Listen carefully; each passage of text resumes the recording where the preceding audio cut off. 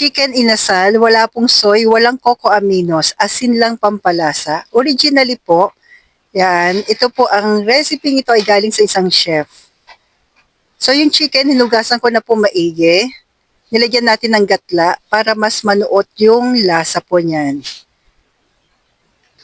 Then add po tayo ng kalamansi.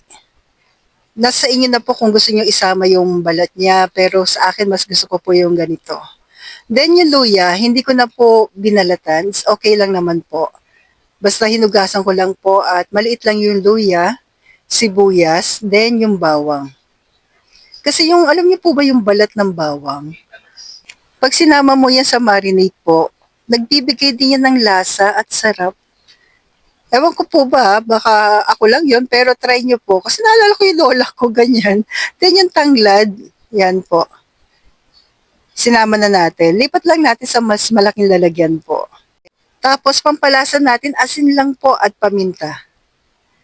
Originally, ganyan daw po. Kaway-kaway naman po sa mga taga Bacolod. I-correct nyo po ako kung mali.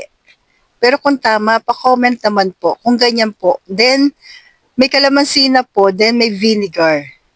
So, ayan lang po, pagsamasamahin lang, i-massage lang po sa ating chicken at i-marinate natin na mas matagal, mas okay. Sa akin magdamag, binalik ko lang po uli sa aking lalagyan, then nilagay ko po siya sa freezer.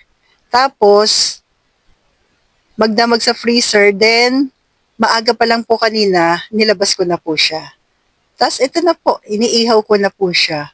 Tapos yung pampahid natin dyan, yung pinagbabaran, lagyan mo lang ng coconut oil. Pero kung may chicken oil ka, okay lang naman. Pero sa akin, ito na, okay lang po ito.